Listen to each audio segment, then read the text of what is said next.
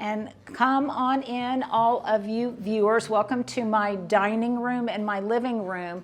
These are spaces that you've seen before, but today I wanted to talk about them again because I've made some very small and subtle changes, but that to me are making a big difference, not only in how these rooms appear to me now, but also ways that in the future, if I move to another home, will also help me go in a little bit of a new aesthetic direction. And to answer your question, am I moving? It's nothing imminent, but in the next couple of years, I am looking for another home in Oklahoma City, preferably another smaller home. I'm not going to build or anything of that nature, but for a number of different reasons that I won't go into right now.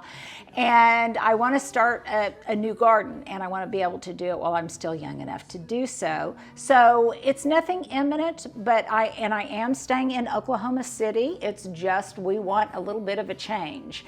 And sometimes I feel like this house is talking to me and telling me that it is ready for a new young family to move in again. And so I try to always listen to my surroundings. And that's my question of the day. Do you sometimes feel as if inanimate objects like your home or a tree or something is giving you a signal and sending you subtle messages that maybe a change is in order? Because I'm feeling like my house is very gently telling me some of those things. Fortunately, it hasn't been in the way of any major calamity. Just gentle whispers. So one thing that I wanted to change a little bit in the aesthetic and the decor of these two rooms is it's always been predominantly neutrals with red overtones. You may recall that in the past I had a red dining room that actually was exactly this shade of red. Ooh. That this armoire is now painted. And I loved it, and I didn't really care if it was becoming passé. I just loved it. What's ironic is now that color is coming back, and as soon as it's coming back, lots of vibrant wall colors, it's when I decide to make a change. And I went with this sage green. I believe it was a Sherwin-Williams color. Again, I've shown you all this before, and Stuart, let's try to find the video where we go back and I talk about the change in paint color that was made a while back. I love the way the red in the armoire and the lamp shades look in contrast to this pretty green, and also in contrast to the buff colored wall. Stuart, if you don't mind gently, a quiet turn to the living room. Making it a scenic turn. Sorry. A scenic turn? I was showing them We're taking the scenic tour. Taking the scenic slow turn. Accompanied, by the way, to Carla Bruni Radio on Pandora. This is one of my very favorite stations. Stuart loves it too. And Carla Bruni was the wife of the former president of France, and it's just a wonderful station that's very calm, and it makes great background music if you're entertaining. This is the station that I had played when I did the wedding shower on Sunday of last weekend, and the young people really enjoyed it as well. So I think it very much elevates the experience of your home when you have lovely background music like that.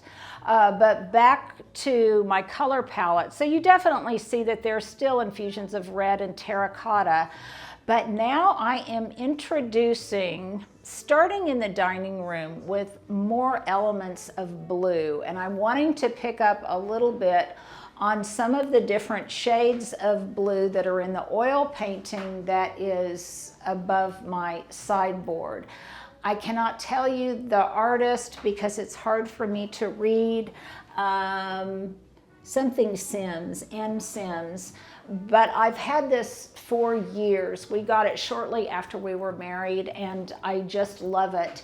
If for no other reason than it reminds me of a painting that my older sister Beth, who now lives in South Korea, who is an artist, painted that I had hanging over my bed growing up. And I just also love the variety in the colors and the textures, which then gives me a little bit more latitude in using different hues in my living room and in my dining room. And one of those hues is blue. So I felt like this had kind of given me artistic permission to introduce more blue into my spaces, my interior spaces. Influenced a little bit, I think, by my friend John Turman and all of the blue that he has, but also in much more of maybe an ethnic way and an East Asian way than perhaps in a French provincial way or in a French way. So I started out by making some, again, just some subtle small changes that really make a big impact to me. And that was, for many, many years, I had chair cushions to my dining room set that were kind of a heavier tapestry. They were a floral tapestry. I loved them. But it was kind of dated. It was very 80s. And even though I felt like they still very much matched the aesthetic of my English home, even after that decor look kind of got a little bit passé, I didn't care. And I especially loved the way they were kind of faded, so they had that aged but loved quality that I love inside and out.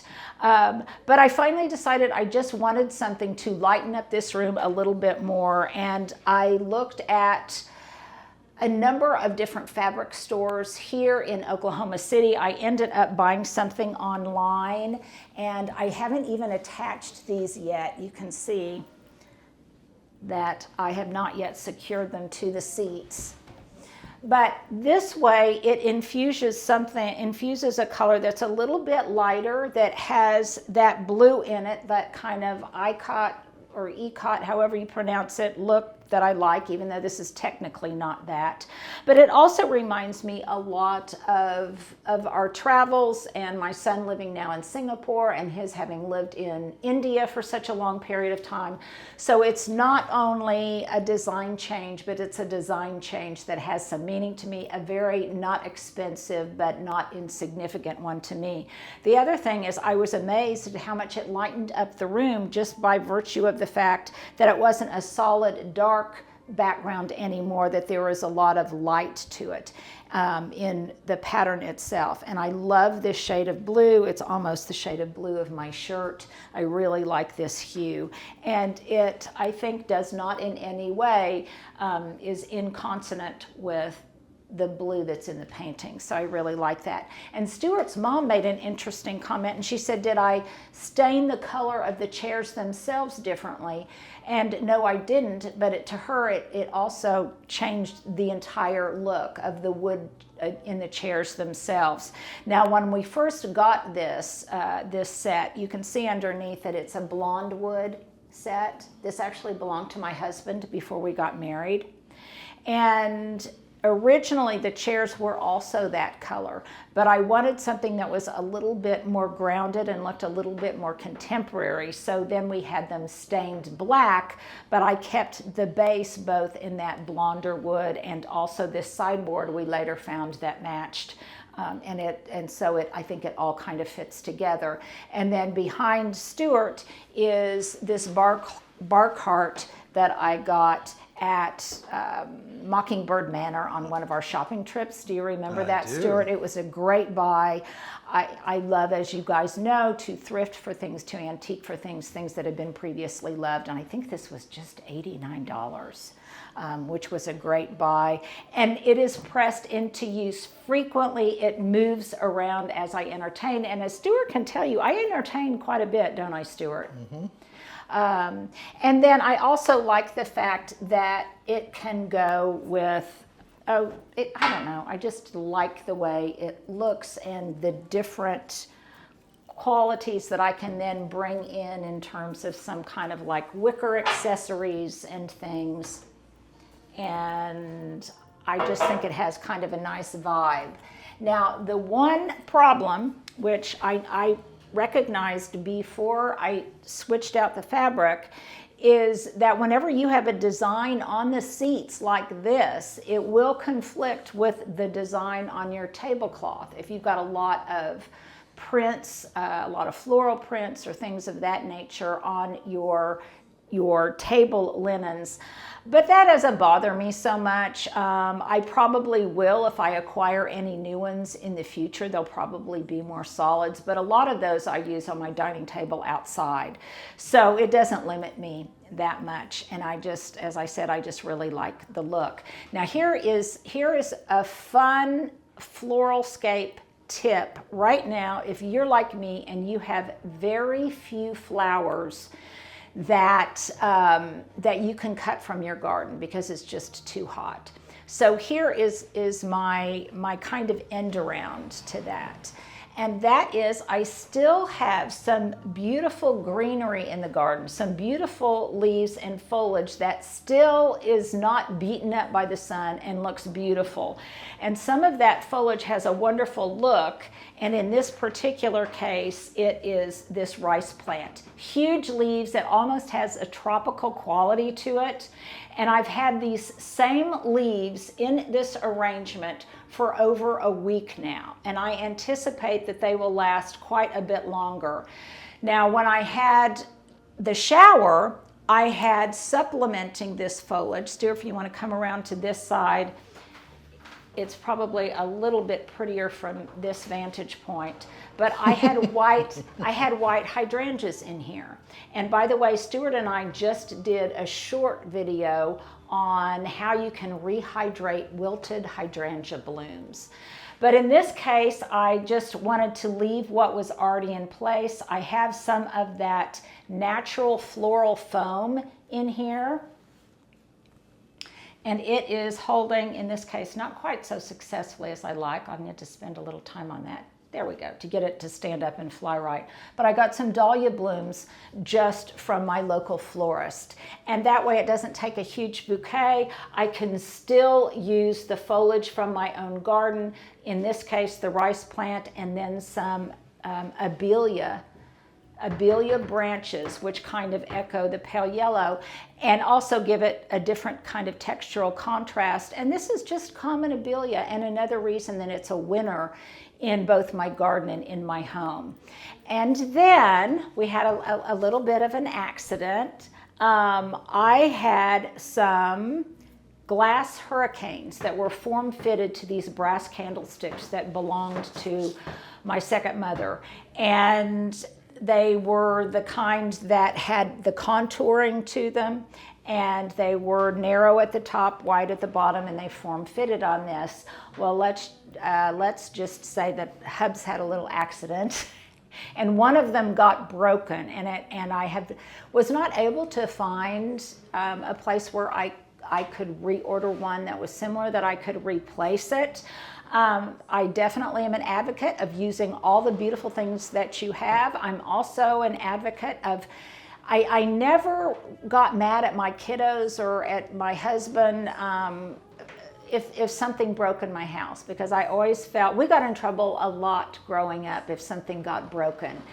And I just, after that, I just always thought, well, unless someone was just really being irresponsible, that I thought that the feelings of the children when they got in so much trouble for just breaking a thing, whether it was precious or not, were more valuable than breaking just an object. Stuart is really totally agreeing. Totally agreeing. And when, you know, I was one of 10 kids, so there was stuff that just got broken. But my second mother, we would a lot of times get in trouble.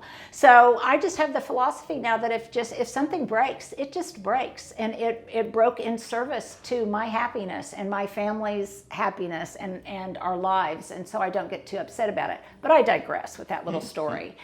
But I did find these, and I love the way they look. I went through, I got these online, and I went through 3 different sizes before I found the exact size that I wanted.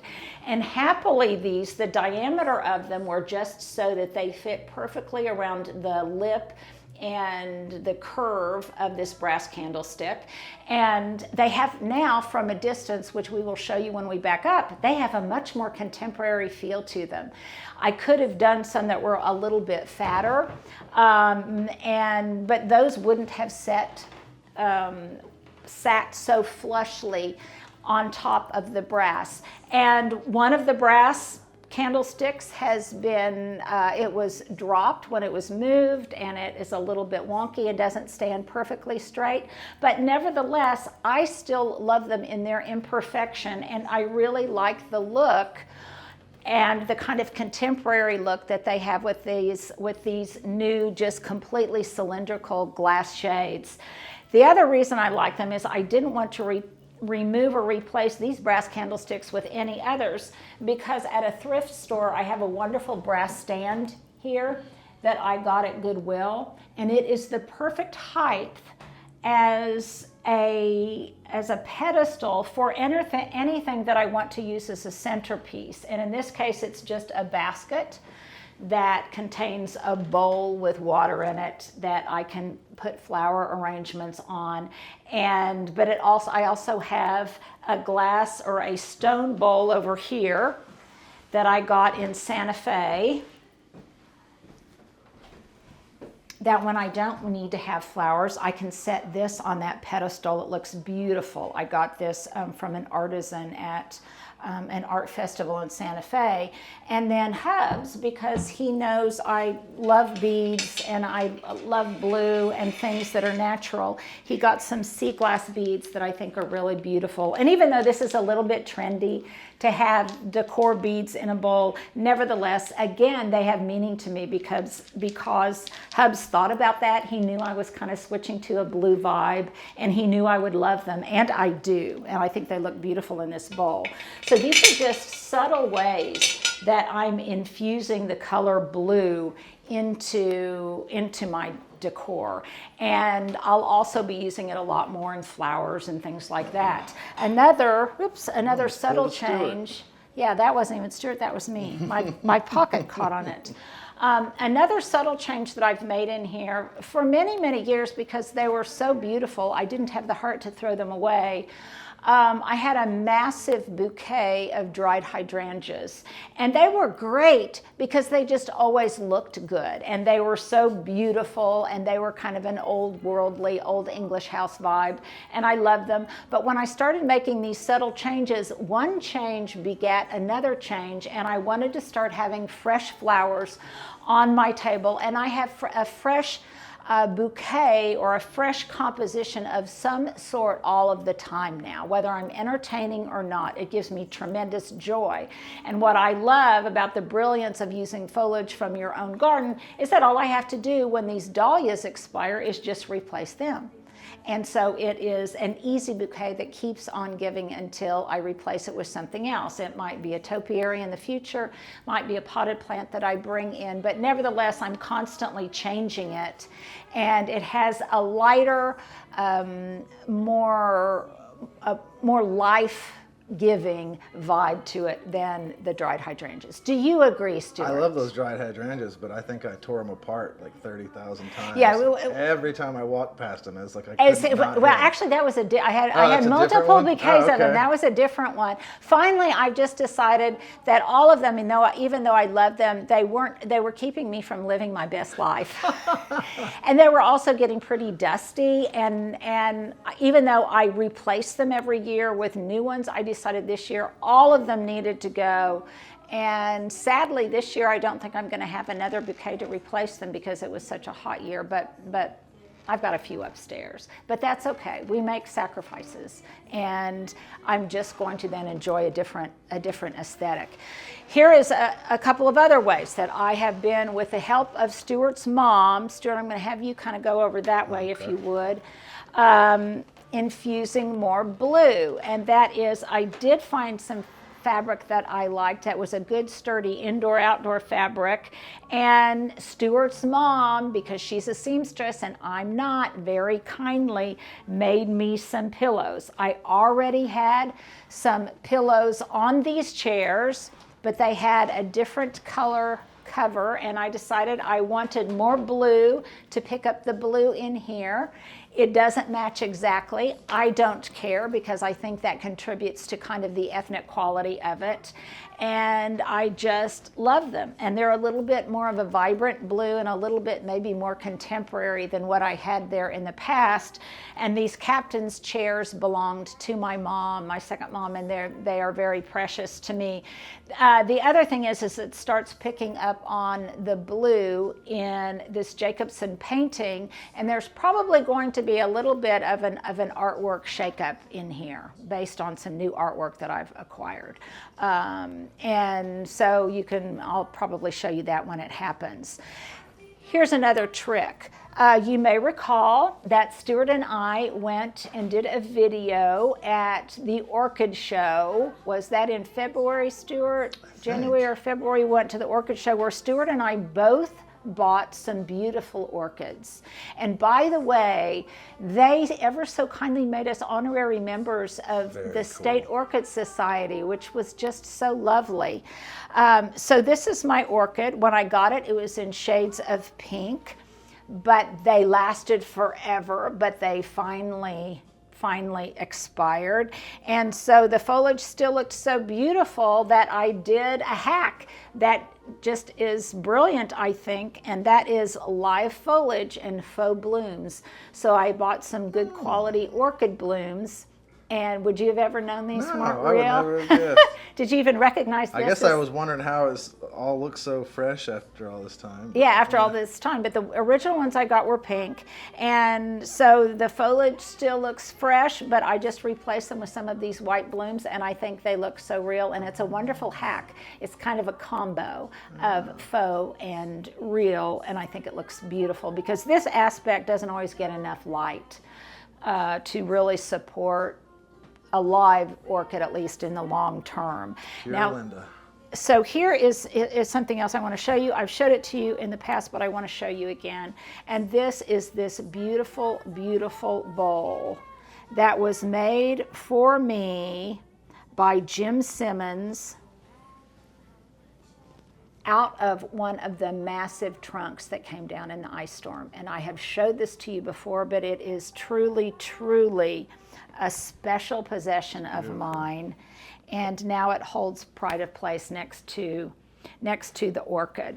And then there's just, I think I started this kind of blue pilgrimage, this blue infusion, when I got these pillows. Stuart thinks that's Pilgrimage funny. was funny, I like that. A little pilgrimage into the land of blue. When I got these pillow covers off of eBay. I got them eBay. They were old Pottery Barn. And by the way, I typically really like pillows that are down-filled and that squish rather than be just some kind of polyester hard fill, because that way when you sit, you can really cuddle back into the sofas. They don't, and you can leave the pillows on and still sit without having to throw all of the pillows onto the floor to be able to make room for you. All of these are squishy pillows, and they're partially down-filled, and that's important to me. But I started with this infusion of blue with these, and then it just kind of slowly crept to different areas of my living spaces. I find now that I put books in blues a little bit more in a place of priority than in other places. I brought out a turquoise bowl.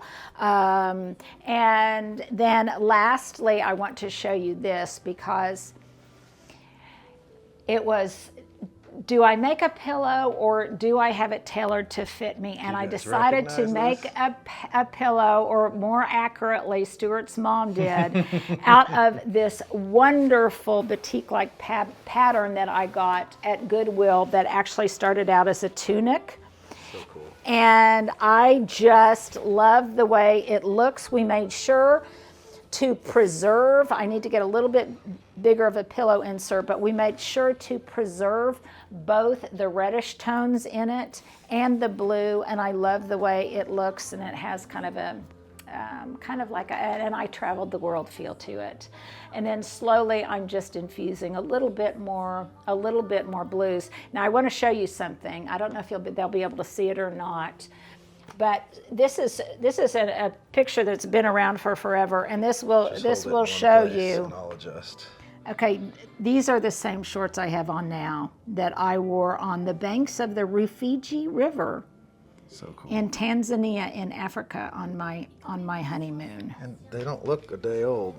I know, they have held up great. It's pretty crazy. Which it really speaks to the brand Columbia. And I have worn these for years and years and for forever and forever. So I thought that was a fun little flashback. Absolutely. So there is just a little bit of how I'm trying to introduce subtly some blues into my living room. So if you turn around this way, Stuart.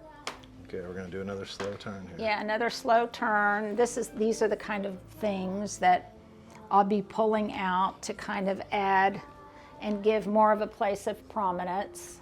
Here, I'm going to go wide for them. And it also tells me that I might even want to use more blues and creams and things in my holiday decor, on my Thanksgiving table. I'm definitely going to be using some sage greens on my Thanksgiving table. But it kind of has really opened up a different kind of creativity. Again, these aren't major changes, but I think all of you or all of us in this little community that we have kind of think alike, and that is you can't always afford to make major changes. You don't always want to make major changes. You want to use what you have.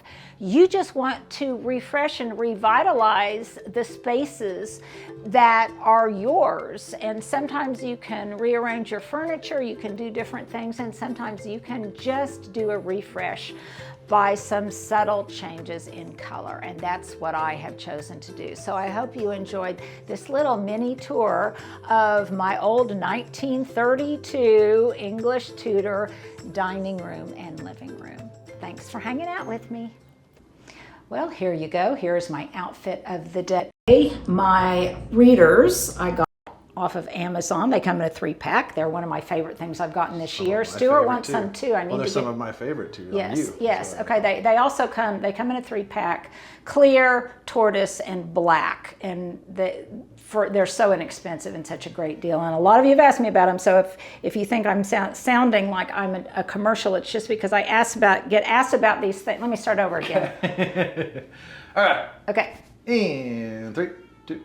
Well, here you go. If you've held on this long, here's my outfit of the day. My glasses are readers that are part of a 3-pack I bought off of Amazon. I absolutely love them. And it's not that I'm just necessarily promoting them, it's that I get asked about it so frequently. So we will put the link again. They come in a 3-pack of tortoise, clear, and black. My earrings are from one of my favorite jewelry designers. These are Atrios Tile. Stuart, didn't you get this exact pair for your mom as well for Christmas? I did. You guys have all told me how much you like her jewelry line, and I do too. My top I bought online. It is just really comfortable, and I like it because it fits so well. It's not too heavy and it's not too light. My breeches I actually wore these in my Wednesday walkabout last Wednesday, I believe. These are Columbia shorts that I've had for forever and ever. I wore them on my African safari honeymoon with Hubs over 30 years ago. And my shoes are also some of my favorite. Talk about a good price point. I'll put a link to these as well. I love the lattice work on the toe. It has kind of a Chanel quality to it, and more importantly, they're very, very comfortable to walk in if you're out and about in the city. So have I forgotten anything, Stuart? Good. Okay, there you go. There's your outfit of the day.